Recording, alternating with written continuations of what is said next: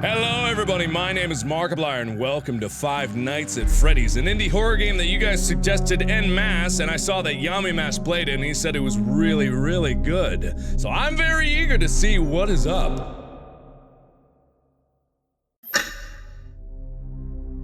On August 8th, 2014, an indie horror game was released on the digital game distribution service Desura, named Five Nights at Freddy's. Although it started as a simple horror experience, with the possibility of being just another fad in the quickly evolving indie game landscape, Five Nights at Freddy's would go on to become one of the most iconic and well-known horror video game franchises ever made, and would change the landscape of horror games forever. This is probably one of the scariest games I have ever played. Fucking game scared the shit out of me. It's a really good game. It's simple, it's to the point, it's fun. I'm like still trying to calm myself down. On June 14th, 2014, Scott Cawthon would launch a Kickstarter for a game titled Five Nights at Freddy's. His project description reads, "I grew up in the golden age of animatronic pizza places, and while I loved those places, they still scared the hell out of me. I always knew that there were creepy robots underneath these giant costumes. I think that fear was shared by most of the other kids too. Five Nights at Freddy's embodies that fear, putting you in the role of a security guard working the night shift at a local pizza place which features 3 large robotic mascots, all of which tend to misbehave at night. Getting funding for this project will allow me to work on it full-time and hopefully have it complete by the end of the year." Only 3 days later, on June 17th, Scott Cawthon would cancel the Kickstarter, having raised a whopping $0. Scott Cawthon was an experienced game developer at this point in his career, but not very well known. He had worked on cult hits like The Desolate Hope and The Legacy of Flan. Besides this, he had also worked on a variety of religious animations and games, such as Jesus Kids Club and The Pilgrim's Progress. One game, however, would prove to be the most important in his game development journey. Chipper & Sons Lumber Company was a simple lumber tycoon game released in 2013 and was not very well received. About the game, the reviewer Jim Sterling said, "Terrifying. Utterly What in the name of Jesus Saint McFuck?" But this review, this quick, one-off, negative review of Scott Cawthon's game would inspire a whole new idea. I'm sure you've heard what happened next. Scott Cawthon saw the review, decided to give one last hurrah at game development, and take inspiration from Jim Sterling's review to make a horror game about killer animatronics that laid cleanly in the uncanny valley. The rest? Well, the rest is history. No! Fucking fuck! Oh, he's right there in the bloody window! No! Oh God! To the right.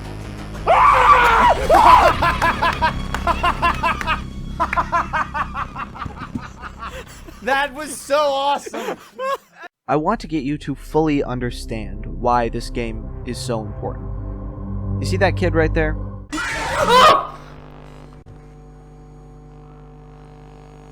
Alright guys, so the what?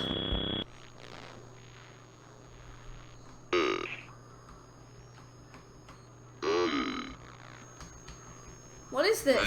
That was me in 2014. Five Nights at Freddy's 2 had just been released, and I had never been more excited for a game release in all my life. Although it had only been a couple months, the wait felt like years. At the time, the community had already grown substantially, and the insane theories and speculation that surrounded the game had shifted toward what the sequel would be like. And my channel? Well, it didn't hurt that I went from getting 12 to 20 views per video to... well...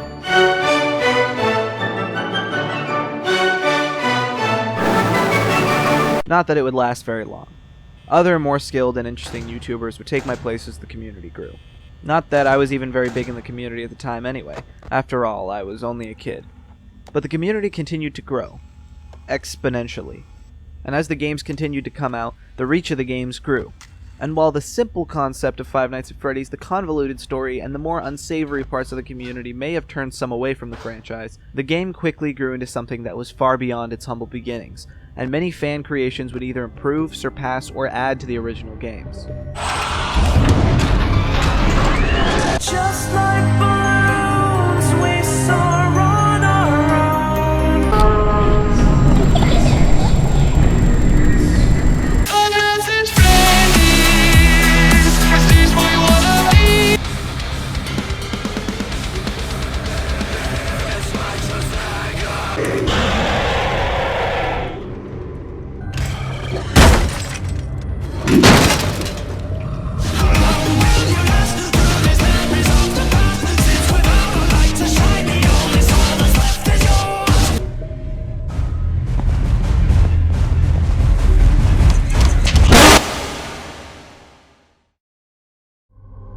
To fully understand how it has impacted the horror industry, let's take a closer look at the concept and gameplay. The concept is simple. You work the night shift at a Chuck E. Cheese style restaurant with a set of haunted animatronic characters coming to kill you. The gameplay is fairly simple as well. You sit in one place, checking security monitors to keep track of the animatronics, and using the doors and lights to protect yourself. This formula is quite simple but very effective, and the rest of the industry took notice. Alien Blackout, a sort of mobile sequel or spin-off to the official AAA Alien franchise video game published by 20th Century Fox, has the player taking control of Amanda Ripley, daughter of Ellen Ripley from the original Alien films, sitting in one place, a vent, fending off the alien from herself and other crew members by closing off vents and checking security cameras. While there are some changes and additions, the inspiration is clear. Other original indie games more obviously inspired by Five Nights at Freddy's, like the Boogeyman series and Case Animatronics, also did relatively well. And we can't talk about inspiration without talking about Hulu's short film, The Hug, and SyFy and Hanna-Barbera's Banana Splits movie. The Hug is more direct, having an animatronic character at a pizza restaurant eat a patron, while the Banana Splits movie shows the characters from the original Hanna-Barbera TV show as evil robotic killers. The mainstream appeal and impact of Five Nights at Freddy's is undeniable, whether or not you actually even like the games. And a discussion of Five Nights at Freddy's would be incomplete without talking about the good the community and the creator himself, Scott Cawthon, have done. Most recently, Scott Cawthon developed an entire Five Nights at Freddy's spin-off game for a charity livestream that raised over $1.3 million for St. Jude's Children's Hospital, $500,000 of those dollars being from Scott Cawthon himself. Even more has been raised by the community and donated by Scott Cawthon in other events in the past, and all of this is without mentioning the amazing work people have done for individual members of the community.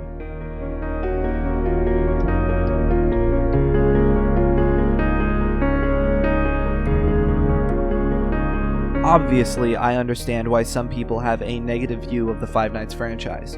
Honestly, at some points, I was a part of that reason. Not everyone has to like the same thing, and that's fine. But Five Nights at Freddy's is undeniably one of the most influential horror franchises in the past decade or more. And the good it has done for people and the influence it's had all across the entertainment industry makes me think it deserves more credit than it gets. And in 5 years, maybe the fan base will have disappeared and almost no one will remember it. But I will. I'll remember the memories, the good it's done for so many people, the impact it's made on me and many other people's lives. And to think, it all came from one simple game.